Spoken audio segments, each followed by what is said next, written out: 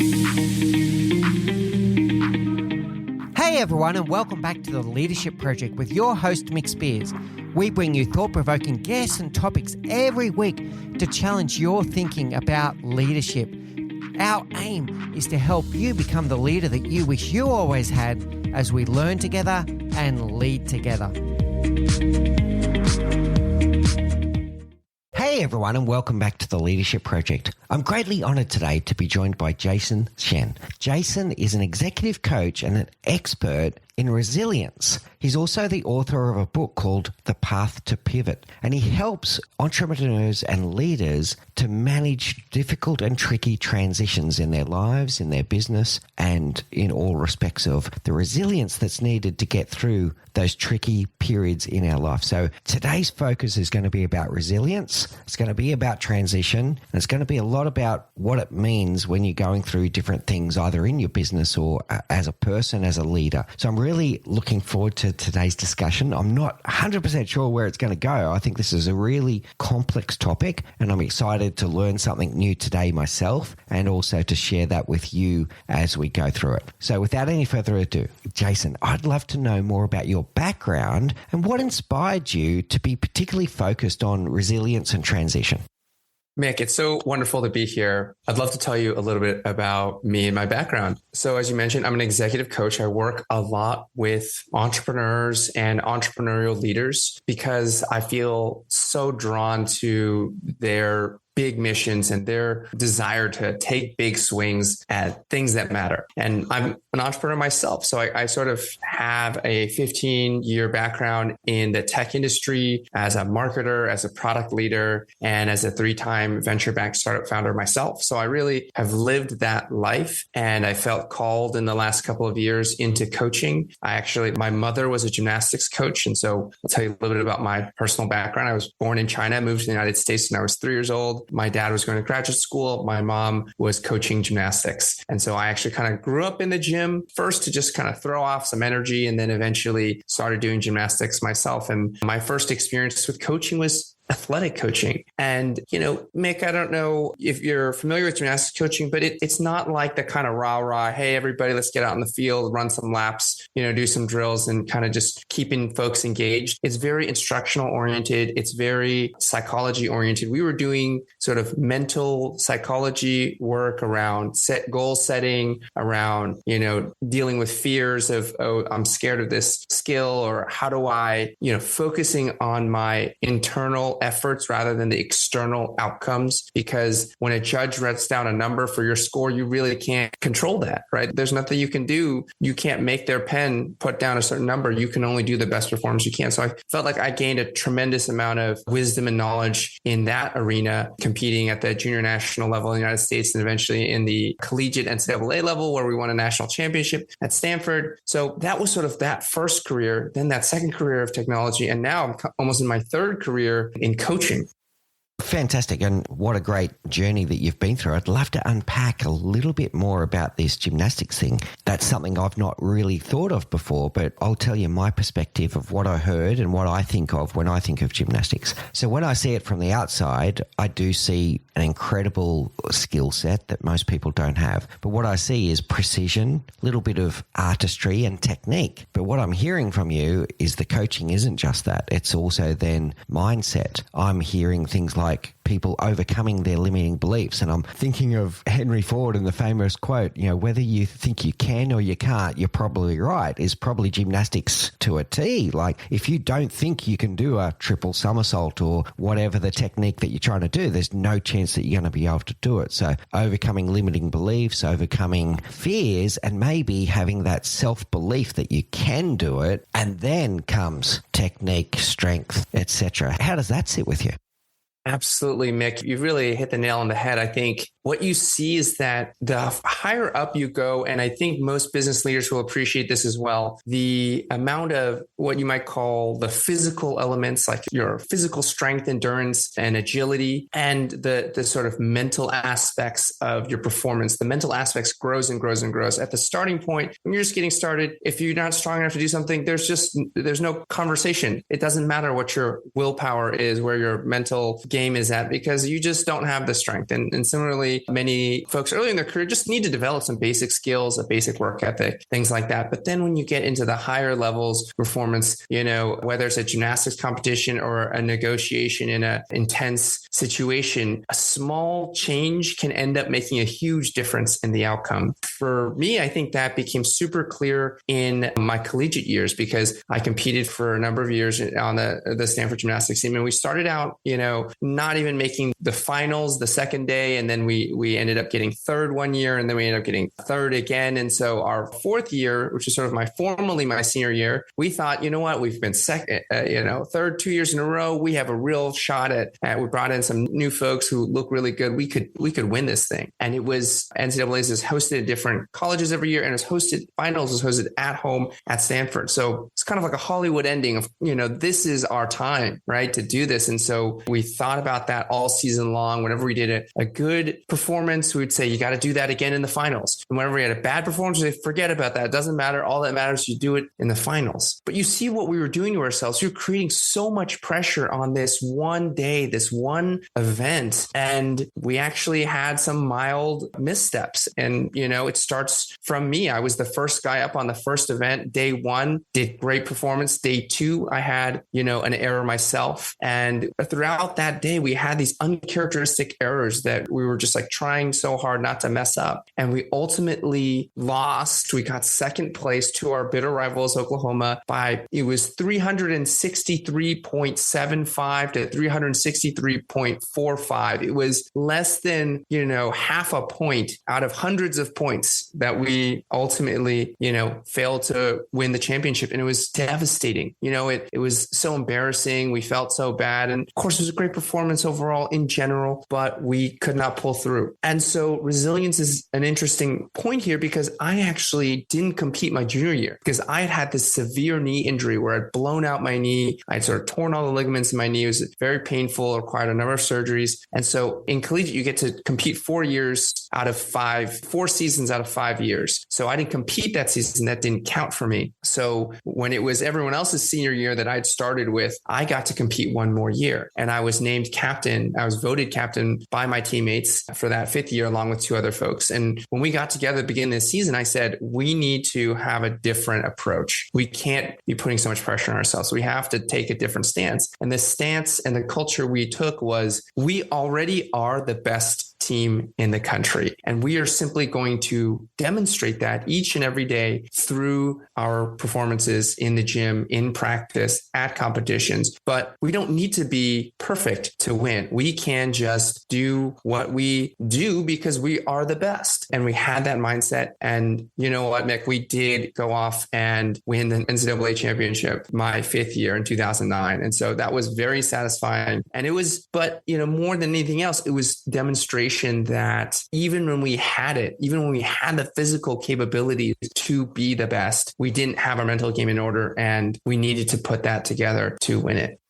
People do talk a lot about the mindset of a champion, and that's what I'm hearing in terms of what you've developed there. And it comes to three things that I hear in what you're saying, Jason, that I think have immediate applications into the business world, by the way. So the three things I'm thinking about as you talk is, how do I stand out from the crowd when everyone else can also do a triple somersault? And forgive me, by the way, if my triple somersault metaphor is terrible, but it's a real skill. Absolutely. People do that. Right. So if everyone else can do a triple somersault, what can I do that makes me stand out compared to them? That's one. And that's a business question too, because you have competitors that can do what you do. So how are you going to make yourself stand out from those competitors in the business world? The second one is this resilience. And I'm hearing two types of resilience from you in our conversation today. One is, you mentioned that you made a couple of mistakes yourself, right? So you might be on one apparatus and you've made a mistake. How do you quickly reset yourself so that you're ready to go and do your best possible performance on the next apparatus? Then the third one is, sometimes that resilience is something that is out of your control. So you mentioned that you don't hold the judge's pen. The judge makes a subjective. I know they're trained and they're qualified and all this kind of stuff, but they make a subjective assessment of your performance.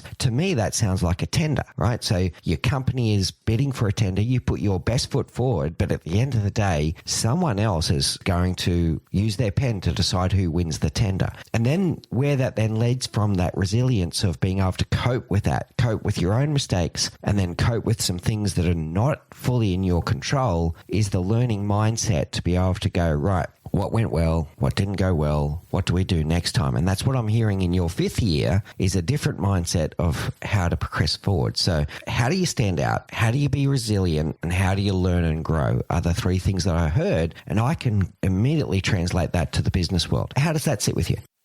I think those 3 points are all really good. And, the idea that we aren't always in control, right? A lot of leaders took on leadership roles because they wanted more control. They said, I want to be in the room where the decisions get made. I want to be the one calling the shots. And, the ugly truth is the higher up you go, in a lot of ways, the less control you have, because, if you're an individual worker, you can kind of control your daily plate of activities and what you do. When you're a senior leader, all kinds of things. Only the biggest problems land on your plate, right? Land on your desk, because if it was a smaller problem, someone would have already solved it. It's only when it's so bad that it hits your desk and you go, oh, great. I get the worst stuff, right? Or, the markets are changing and that's going to affect your sales numbers for the year. You don't get to decide what the sales numbers are. You don't get to decide what the bank sets as the interest rates, yet you are completely affected by them. And so learning to say, what's in my control, what's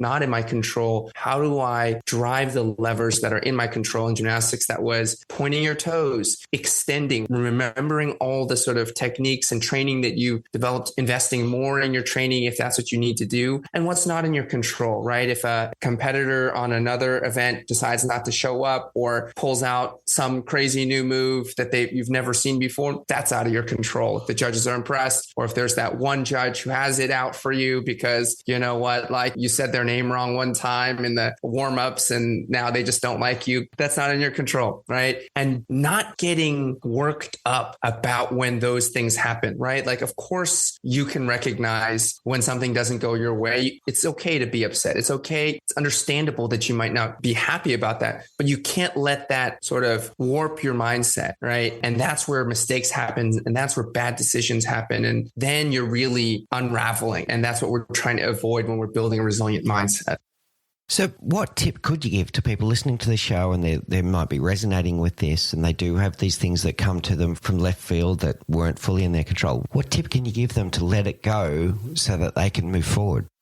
I think Stephen Covey has this great set of circles, right? That circle of control, circle of concern, and then, circle of circumstance, right? And it's helpful to draw those circles and think about what are the things that you sort of circle of control, circle of influence, and then circle of concern, right? And so what do you have direct control over, right? If a given thing happens, let's say someone comes into your office and says, well, one of our best people just quit. You don't have control over that, right? So what do you have control over? Well, first of all, maybe you could set up a meeting with them and try to convince them not to leave. And if they're adamant that they're going to leave, maybe you can learn what the reasons are and understand what you could do differently in the future for your organization. So that's in your control, right? And your influence is going to your other managers and saying, hey, we can't let these kinds of things happen. We need our best people to stay with us. And here's what I've learned. And I want you to go and learn some things so that we can improve that process. But what's out of your control is if this person is adamant they want to leave or they've been given an offer of a lifetime, you have to say that they get to have the agency and the ownership to make those calls. We are all in a big web and everyone gets to be a player in that circle. So I think by focusing on what's really in your control, what can you influence, it makes here's what happened to you feel less severe and get less fixated on that. Yeah, there's 2 things there that I'm picking up on, Jason. One thing that you can always control is how you respond. You can't always control the event, but you can control how you respond. And I'm going to also add that you can also control how you learn from it, right? So what lesson do you take away? You can write the story of how you interpret the events and what lesson that you take away. So you gave a good example of someone leaving because they're going off and chasing their own journey and they're probably going through a great job, et cetera, et cetera. So are you just going to be proud that you mentored them and prepared them for the next step in their journey and be happy for them and then go, okay, now what do I need to do? The other one could be maybe you've had a more toxic team member where you had someone that didn't quite fit in and you had to manage them out of the business. Well, their behavior was not fully in your control, but the way that you responded was. So focus on the way that you respond, focus on what you learned and focus on what you'd do differently next time. How does that sit with you? That's right. But actually, as you were talking, I was reminded of another sort of point that it's so easy to make a cliche. And so I'm always struggling how to express this. But this idea that the cliche is when one door closes, another door opens. Now, that's the cliche. But the reason why we say something like that is because I truly believe whenever something happens, good or bad, but in this case, let's focus on the bad, something else is now possible that wasn't possible before. And that is not, sort of a Pollyanna way of thinking or just rose-colored glasses. That is just the truth. Now that this person, even if they're your best person, is out of the business, first of all, you're not paying their salary. So that frees up some money, right? Maybe there have been other people who've been looking for challenging projects and opportunities, and you haven't really been able to give that to them because, look, we've got a person who's so good at this. We can't give it to you. Now is a chance to kind of explore that, right? Or now is a chance to see, hey, what happens when we don't do that for a while? Or what happens when we do 50% of what we could be doing because that person's just so good, we can only meet 50% of that level. You're going to learn these things. You weren't going to take them off and go half time or just take them off the project and just give it to the junior person just because you were never going to do that. But now you have the opportunity to do that. And so getting creative is, I think, the other side of this, right? Getting curious to learn, as you sort of described, but getting creative and thinking, well, now we have this sort of person-shaped hole, and we could fill it in a lot of different ways, or we could not fill it at all, or we could, add something over here that sort of makes up for the hole that we have on this side. And that starts to make it fun and like a game rather than like a giant problem to deal with.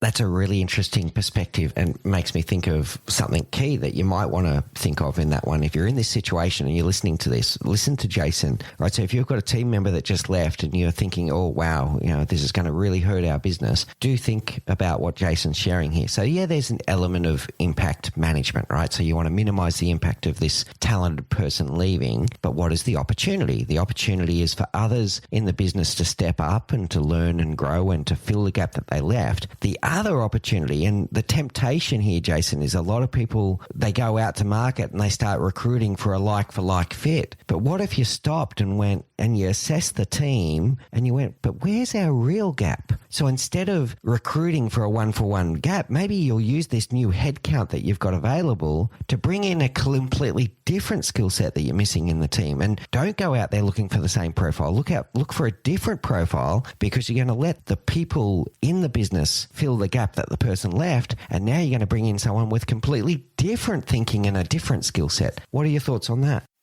That's absolutely right, because the business has probably evolved, right? The ship of Theseus, we're always kind of changing people out, changing programs out. What do we need now? What do we need in the future? And when the team that you had then was built, several years ago, and now you're building the team that's going to take you to the next destination. And so, resilience and reinvention are two concepts that I play around with a lot because they sit right next to each other, right? It's in those difficult times that create the times of opportunity. The obvious example of COVID being one that sort of forced everyone to transform the way they work, the way they operate. But I live in New York City. My parents were visiting recently. We went to the Museum of the City of New York, where my wife is an artist and she has some beautiful artwork up that's expressing sort of activism in New York City and speaking out for the Asian American community. But there's also a film that plays in the sort of basement of this museum that's talking about the history of New York City and sort of showing it through a series of maps, and how, New York was a Dutch colony and then it became an English colony and then it, becomes a city, an American city. And it constantly has this influx. People come in, people spread out. And, the most recent time before this was like in the 80s where there was a big move to the suburbs and then there was a loss of tax money. And so the city really struggled for a bit, but that also created an opportunity for new people to come in and new industries to flourish because all the sort of old industries had kind of left and built out and people had moved out to the suburbs. So these times, these fallow times, right? Whether it's the analogy of a fire burning down and creating room for new growth is one that comes up. And, if I might tell you a story about, a startup pivot, right? When I was starting my second business, we had decided to build a business around tech hiring and evaluating tech candidates for their technical ability. This is something that my co-founder and I had spent time working on in our previous employer, Etsy. And we were doing these almost homework assignments, these take-home assignments where you didn't have to interview and get stared in the face with someone. There was a lot of pressure and some candidates didn't do well with that. So we had this sort of asynchronous process and we decided to build a product around that. And so we started by building a piece of software that we said you could use this and pay us to use the software. And we got some bites for that. But then people said, well, I want you to look at the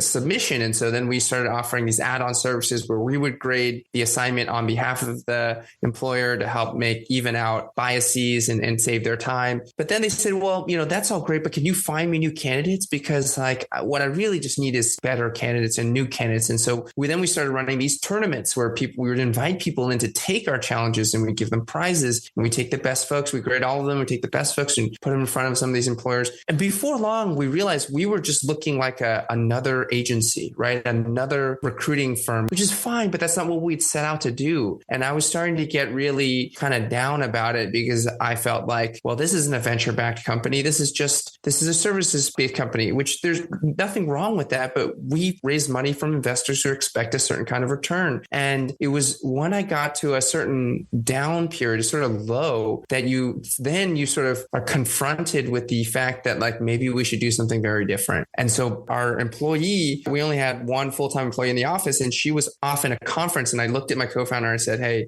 are you thinking what I'm thinking? Let's use this week and do something different. And we spent that, and we were on the same page that, this business isn't going where we wanted to go. And we spent that week thinking of totally different businesses, coming up with the use case and the market opportunities, and then presenting those to a trusted group of advisors. And we quickly sort of honed in on one of those ideas. And when our employee came back to our shock, we were like, hey, we think we're going to do a different business. We'd love for you to try to come along with us on this. But it's often when we hit our biggest lows that we actually are willing to take a leap and try something radically different. And that can often unlock the next opportunity. That's a really powerful story there, Jason. I'd love to unpack it a little bit more. There's a few things that I picked up as you went. First of all, the pride you have in your wife's work. I thought that was beautiful. Your story about the different generations of New York tells us that societies and cultures are also resilient. And I think during the COVID period, I think we proved that the world is more resilient than we gave it credit for. And now coming to this entrepreneurial dynamic resilience, what I'm hearing is, I'm going to say two types of pivot. The first pivot that you spoke about, I'm going to say was like an opportunistic pivot where you went, oh, okay, so this isn't quite working, but there's this opportunity here. I'm going to chase it for a while. But then a realization that opportunistic pivot may have taken you off path. It took you off course a little bit from your original vision of what you're trying to create. And that moment of realization of, hang on a second, we need another course correction here to get back on track. So this was more like a purpose-driven pivot. So I heard an opportunistic pivot and a purpose-driven pivot. And by the way, there might be a time and a place where you need to do either of those, but this second one seemed like it was more aligned to your values and getting back onto what you were trying to achieve, you and your business partners were trying to achieve. What's your take on my summary there? Yeah, I had someone express it in that way before, and I really liked that point, which is sometimes you make a change because you think, hey, this is going to give me a better result. I need to operate in a different way or pursue a different market or change my product in a certain fashion to kind of unlock the economic value or the sort of financial material result that, we're in business. We're here to get results, whether you're for profit or, as you said, for purpose, like we're trying to get some kind of outcome and result, and you make some changes to do that. But there's also a deeper sense of value that should animate the work that we do. And certainly as leaders, our team, our organizations count on us not just to guide us to the best opportunity, but to hold a torch for the values that the organization stands for. And in this case, it was a small organization, but we kind of set out to build technology and to build something that had the possibility to really scale and to influence the way things were done. And when we started to see ourselves turning into another sort of agency that already existed. What we realized was that once we found these people and gave them to the companies, they still put them through the exact same hiring process that they had created that we were trying to get them out of. And when we saw that, that's when we were like, well, we're not really changing anything. We're just going to be another player, another person to plug into this existing system. And that's what pushed us to shift. And our ultimate pivot went into trying to build an AI assistant for gamers and people who played, both competitive and sort of first person video games. And so that was very big sort of on paper change, but it was still fundamentally about creating technology that would enhance somebody's life in a really innovative and fundamentally different way. And that's the values pivot that you kind of articulated. Yeah, really powerful stuff, Jason. And I'm really seeing that like one pivot of, hey, this is not working, as in we're not performing where we want to be, so we need to make adjustments, et cetera, et cetera. But then a congruence-based pivot, which is, hey, we've got to get back to why we were doing this in the first place. And what I'm hearing from you is the power of congruence is that if you wake up one day and you realize that what you find yourself doing is incongruent with your values and what you were setting out to do, it's not... Everything feels hollow at that point. It doesn't feel very fueled. It doesn't feel very passionate anymore. And if you can do that pivot back to your purpose, all of a sudden everything feels good again. How does this word congruence sit with you? Yeah, I think of Howard Schultz and Starbucks and how there was that period where, it was a passion for coffee, a passion for creating a wonderful space, a wonderful environment. And then they expand and they go to China, they go to every country in the world. There's a Starbucks, drive-through Starbucks. There's Starbucks in airports, there's Starbucks everywhere. And he realizes that they've lost sight of that deep respect for brewing, for roasting, and for making great coffee. He comes back in, he shuts down stores, he closes stores. I always loved when they do that store closure for training. To me, that's such a sign, that's such a symbol. Of course, training is hard to do and you're either going to do it after hours or you're going to do it intermittently and try to keep operating. But to close, you really understand an organization's values, a person's values based on what they're willing to give up. When you close a store for a day, that's, 2% of the revenue for the year, right? Or, 1% of the revenue. It's meaningful to close the store for a whole day to do training, but it also sends a message to the people who work there and your customers, both the people who work there and your customers say, we value this so much. We're willing to take the financial hit, not just of paying for training, but to lose out on all the revenue that we would have gotten. And that sends a message. So, I think that that's such a great lesson for us.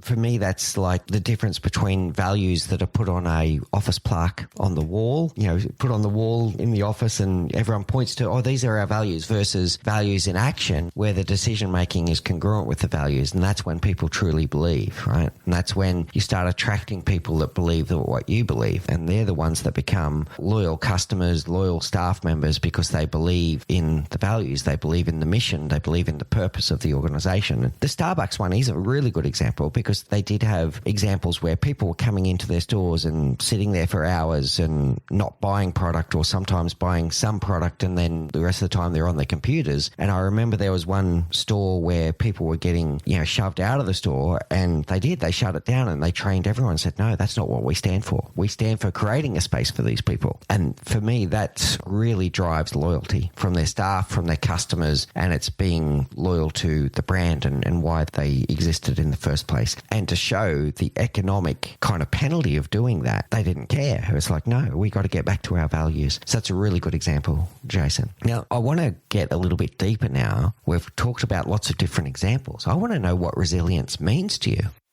Well, I think the thing that makes resilience so important to me really starts with my parents. And it starts with the fact that they lived through the Cultural Revolution. And, not everyone is super familiar with that term, especially maybe younger folks or folks who aren't dialed into China's history, which, maybe you wouldn't necessarily be. So what happened was there was a period of time where the country really changed. And there was this new leader who said, Mao Zedong, who said, you know what? what? We don't trust the bourgeoisie. We don't trust the people who are educated, who are, have gone to university. They're sort of fake, they're snobs, and who are really good farmers, right? We have all seen that sort of like anti-intellectual mindset in different parts of the world, but that was what was going on in China. And so my father at the age of 14 or so was sent to work in a farm. It was called rural re-education, right? We're going to like retrain the young people to be, of upstanding moral character by making them work in farms. And,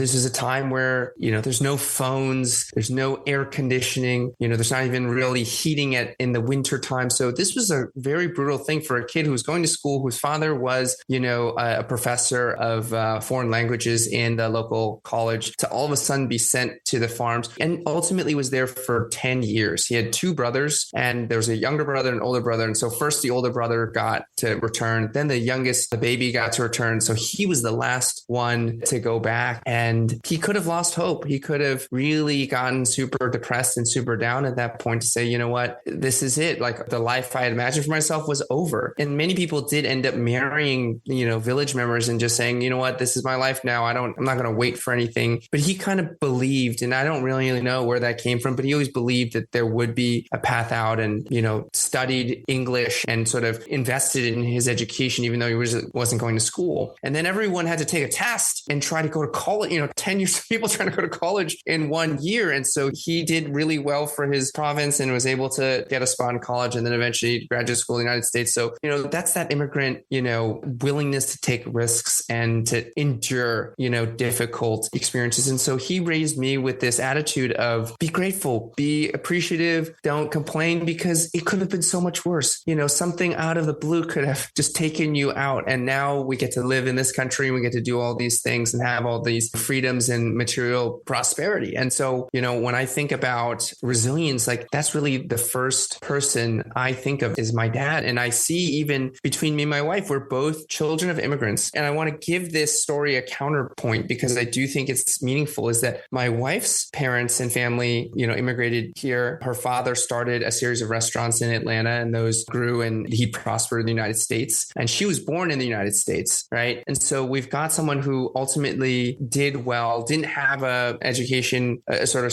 higher education, but did well and was financially prosperous. And then we've got my father, who maybe wasn't as financially prosperous, worked in education, worked in, had degrees and had this difficult experience. And so my wife, because she's an American citizen, we may get the same treatment, all right? But I might say, hey, you know what? Something weird happened to me today, and that guy was looking at me funny and maybe treating me differently. But you know what? I'm just grateful to be here. Where she says, I was born here. I'm a citizen through and through. Like there should be no difference in how you're treating me and how you're treating other people. And so she has a higher expectation and a higher bar for what's okay, which means that she might feel more upset by things that I might sort of not be as concerned about. And so the trade-off to some degree is she might get upset more often, but her standards are higher. She seeks out more and she says, I deserve it. I'm entitled to it, not in a negative way, but I'm entitled to it. I belong here. Whereas I'm like, you accepted me, you let me come here. And that mindset is different. So it is interesting.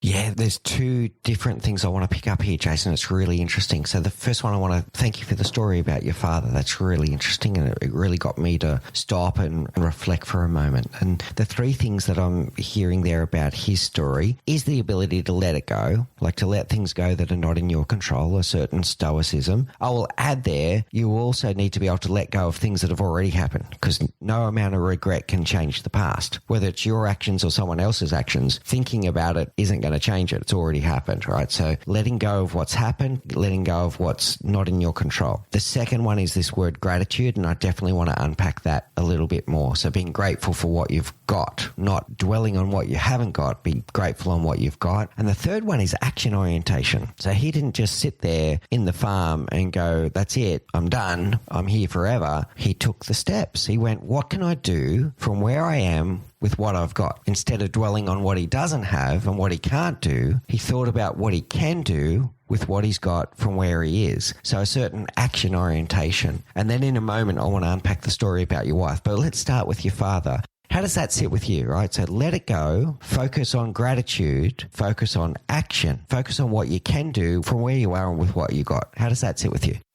I love that summary. I think that letting go is as much about believing that there is more to have, right? When you can't let go, it's because you think to yourself, well, if I don't have this, then I'll have nothing. And having the ability to say, even without this, new things can come into my life, right? And I can receive those and I can be open to those. When you're too busy holding on to the past or what you didn't get, you aren't able to see what you could have or what could be possible. I believe that. And gratitude is one of those resilience practices where it's not just saying, well, I'm not going to try to aspire to things because I'm just grateful for what I have, but it's a fuel source, right? I can have warm heating in my house even and still want to be hungry to achieve new things. I don't need to, sleep in the cold, right? And gratitude is sort of like a psychological heat in your home, in your sort of emotional environment. It supports you. It's not there to say, well, just sleep in and stay in bed all day. It's to say, you're okay. Things are good. If something doesn't happen, it's not the end of you. You can get yourself back up and try again. It is great that you have what you have. You didn't get that. That's fine. We'll go get something else. I like that clarification because it's important. It's not about resting on whatever you've got today. It doesn't mean that you don't strive for more, but you be grateful for what you have instead of complaining about what you don't have. And now striving for what you don't have, yeah, that's okay. But be grateful for what you do have. I really like that. I want to talk about your wife because that brings up a really interesting dichotomy around the letting it go and the stoicism. Because if something's not right and if it doesn't sit well with you, it doesn't sit well with your values, well, maybe some action is needed. And I'm going to say bias is a good example of this. Bias, racism, societal expectations, etc. So stoicism would lead us towards going, well, you can't control what that other person on the subway thinks, so just let it go. But if we do that all the time, society doesn't evolve, that person doesn't become aware of their bias, we don't grow as a society. So sometimes we need to go, well, yeah, okay, I can't control that person's behavior, but I also don't have to accept it. So tell us about that dichotomy and how to balance that.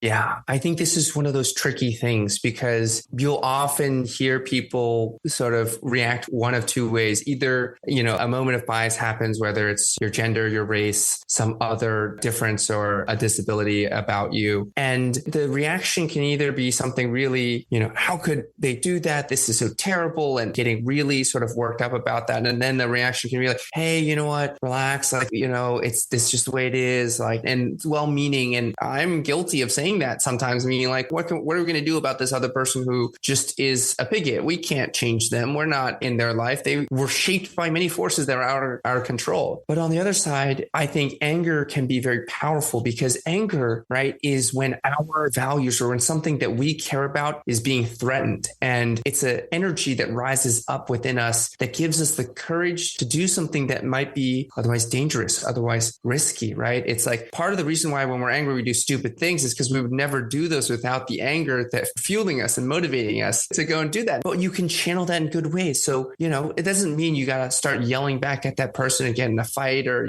both of you get hurt or all kinds of other things could happen. But you can take that energy and say, well, how can I share this message? Maybe I go home and I write this story up and I share it with my friends, or I share it in the news, or I put it on social media to help other people see that. Or maybe I, take a partial to this organization called Right to Be, and Right to Be does bystander intervention training. And so we raised a bunch of money for them last year. And what they do is they started with the street harassment with women, and then they ended up doing a lot of Asian American, training during the pandemic. And then they started to expand anti-Muslim sort of bystander intervention, anti-queer, anti-Semitic. And so all of these are about how do you diffuse a situation? How do you sort of distract the person? How do you, document what's happening so that it can be reported to the right authorities? And so using that energy and taking that action to drive a productive movement forward rather than trying to, again, like you said, holding on to the thing, you still have to let go. That happened, that person, and you might not be able to address the harm or the unfairness or the difficult thing that happened in the past, but you can take your desire to make change happen and do something good in the future, right? And to lay the positive track down for what you want to build in society.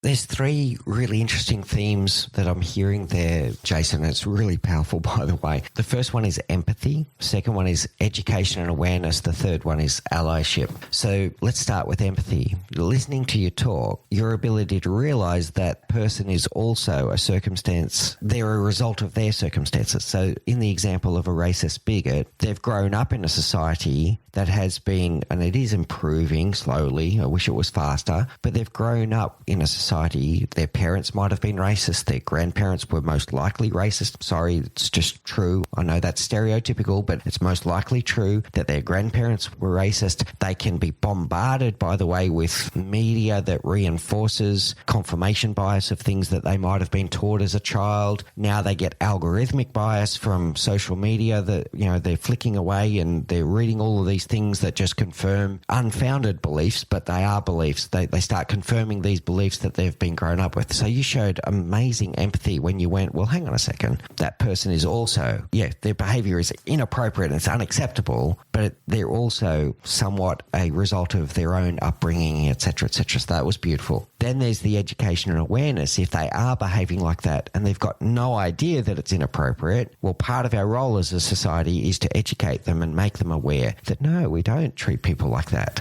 No, it's not. How would you feel if you were the one that was ostracized and excluded? So education and awareness plays a huge role. And then allyship, and I love what you said about the bystander element, is we're going to be much better and we're going to be much more successful in addressing these things if we do it together. So what can we do as bystanders if we see these things? And when I say bystanders, I'm saying societal bystanders. I'm not just talking about the other people that are on the subway train. I'm talking about, as a society, how do we become allies for each other for action towards resetting the world away from the biases that we've developed over time? How do those three themes sit with you? Yeah, I think, I jumped to you called out empathy, and I sort of jumped to that right away, because that's one of those things when we're talking about tips to kind of let things go. I always say that nobody sees themselves as a villain in their own life, in their version of their story. They're the righteous one defending something, that's valuable to them. And so that doesn't make what they're doing right, or, that they should just get away with it with no consequences. But it does help me stop seeing them as some sort of one-dimensional, just, terrible scum of a person, right? Like, I want to acknowledge that, when a baby is born, they're not born with this darkness in their heart or something terrible in their heart. They're born and various things happen to them that sort of let them become, and they made choices along the way, but this is the result of many more things than a single sort of central character flaw. And I think that helps reduce the anger and the hurt, which sometimes we don't want to, because we want to hold on to that, because that makes us feel good to say, like, well, they're bad, therefore I'm good, therefore, we can just leave it like that. It's much more frustrating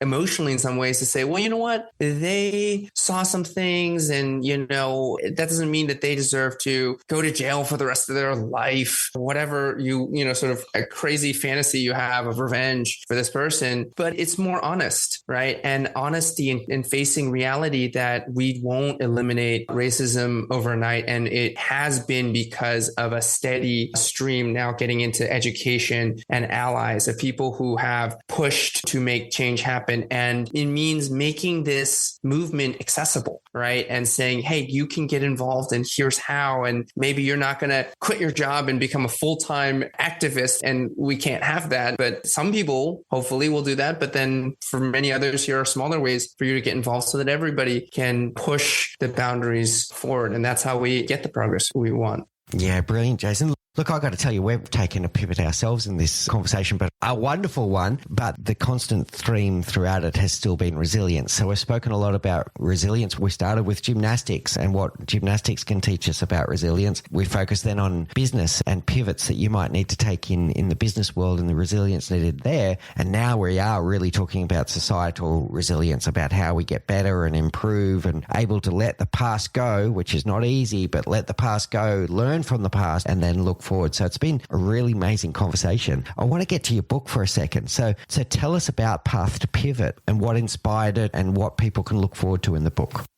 Yeah, thanks, Mick. With Path to Pivot, it is a passion of mine to there's so much content out there about fundraising for your startup or building a new product or, scaling your team. There's a lot of, resources out there for some of these different aspects of startups, but I had really not seen anything comprehensive around pivoting. And it's something that we're so familiar with, Instagram was a pivot, Slack was a pivot, Lyft was a pivot. There were so many different kind of YouTube was a dating website before it became a video, and there's so many of those. They're almost like legendary, apocryphal stories that don't really, it's like, okay, great. Well, they had one idea and then they did something else and that was successful. What does that mean for me? Right. And I hadn't really seen anyone put it together. So I started to work on something and I started collecting case studies of companies that had pivoted and ones that had talked about it so that we could actually break down like, oh, well, they did this for 18 months and then they realized these things weren't working. And then they decided to pivot. The pivot took, another 3 months or 6 months or a year even. And then they pivoted not just once, but twice. And then now here's what they're doing. So collecting those case studies so that we have more details and not just this like wishful story of like, well, you just change to something else and then that'll work. Thanks. And then I started writing a playbook of instructionally, here's how you do it. Here's when you should realize that you need to pivot or you should consider it. Here's how to explore the different ideas. And then I realized that there was still something missing, which was the emotional aspect of it, that it's so hard. There's so much, like we said, right? I can give you all the tactics, but if the mental sort of aspect of this is difficult to confront, you're not going to make the change, right? If you're scared of a skill, even if you technically know how to do it, you're going to have a difficult time. Or if you give a presentation, you're scared, you know all the material, you're still going to have a hard time with it. And so I ultimately decided to make it a business fable and to tell a hypothetical story of two, young founders who had started this business and having their business hit a wall and being able to, relay their inner life of staying up late and not being sure if this is a good idea or, having members of their team criticize them for this pivot and why are we doing this? And like, is what you said before wrong? And just really that internal struggle so that it all comes together then in this arc of a story about pivoting interspersed with practical frameworks for how to manage the pivot and these, true story, real life case studies of not fictional, but actual pivot. So those are the three elements of the book. Oh, I love it, Jason. And I love that you didn't just focus on, could have been very easy to make it a textbook. The case study is great. The techniques and the prowess and how to do these things, great. But yeah, if people don't focus on the mindset, it's also not going to work. So really powerful stuff, Jason. I look forward to reading it myself. I haven't yet. I look forward to reading it myself and I might drop a book review or something like that on LinkedIn once I've had a read. So you'll have it in your hands as soon as it's ready. Outstanding. All right. Thank you, Jason. I've really loved our conversation today. I always learn something new in this show, and today is no exception to that. So thank you so much. I'd like to take us now to our rapid round. These are the same 4 questions we ask all of our guests. So first of all, what's the one thing you know now that you wish you knew when you were 20? What I wish I knew was that changing what I do is not the same thing as quitting. When I was an athlete, I thought that quitting was the worst thing in the world to be a quitter. And what I've realized is that changing just means taking new information and making a better decision. So I am much more comfortable going and doing something else, even if I thought this first thing was what I wanted to do.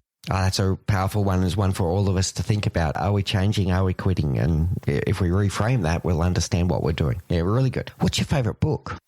Well, The 7 Habits of Highly Effective People. I read that book when I was 13 and I continuously think about the lessons of Stephen Covey and, seek first to understand before you're understood and searching for win-win. Those were some of the themes that came up in our conversation. Yeah, it still stands true today, doesn't it? Wonderful. Good example. What's your favorite quote? Oh, my favorite quote is, not everything that is faced can be changed, but nothing can be changed until it is faced. James Baldwin. Oh, that's really powerful. I'm glad that you looked it up. All right. Thank you so much, Jason. Final question is, how do people find you? There's going to be people that are enthralled. They're going to be interested in Path to Pivot. They're going to be interested in your work around resilience and your coaching. How do people find you? Well, I'm setting up a special page just for folks on this podcast. So if you go to jasonshen.com/the leadership project, you're going to find, everything about me and in relation to some of the things that we discussed in this podcast. It'll all sort of be there. So the book, my coaching work will all be at jasonshen.com/the leadership project. You can also find me on Twitter at Jason Shen and on YouTube at Coach Jason. Brilliant, Jason. And thank you so much for setting that up for our audience. We really appreciate when our guests do that. It's absolutely wonderful. Thank you so much for your gift today, your gift of your wisdom, the gift of your time. We are truly grateful for you sharing your story with us today, but also these key, powerful lessons that we can take into our lives and put into action. So thank you so much for your time today, Jason. Mick, thanks so much. And thank you for being such a wonderful listener and reflector of all the things that we've discussed today. Thank you for listening to The Leadership Project at mickspears.com. A huge call out to Faris Sadek for his video editing of all of our video content, and to all of the team at TLP. Joanne Goes On, Gerald Calabo, and my amazing wife, Say Spears. I could not do this show without you. Don't forget to subscribe to the Leadership Project YouTube channel, where we bring you interesting videos each and every week. And you can follow us on social, particularly on LinkedIn, Facebook, and Instagram. Now, in the meantime, please do take care, look out for each other, and join us on this journey as we learn together and lead together.